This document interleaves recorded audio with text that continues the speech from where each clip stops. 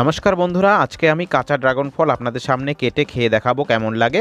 চিন্তা নেই, পাকা ড্রাগন ফলও আছে, কেটে খেয়ে দেখাবো। আমার ভীষণ মায়া হচ্ছিল কাঁচা ড্রাগনটিকে গাছ থেকে পারতে, তবে কাঁচা ড্রাগনের ভিতর পাশটিও কিন্তু দারুণ সুন্দর লাগছে দেখতে। কাঁচা ড্রাগনের ভিতর এখনো কোনো রং হয়নি, শুধু বীজগুলো হালকা কালো দেখা যাচ্ছে। টেস্ট করার জন্য এক টুকরো মুখে দিতেই খুব বিচ্ছিরি লাগলো, তাই সাথে সাথে পাকা ড্রাগনের এক টুকরো খেয়ে মুখটিকে মিষ্টি করলাম। ভিডিওটির জন্য একটি লাইক দিবেন, পাশাপাশি চ্যানেলটিকে সাবস্ক্রাইব করুন।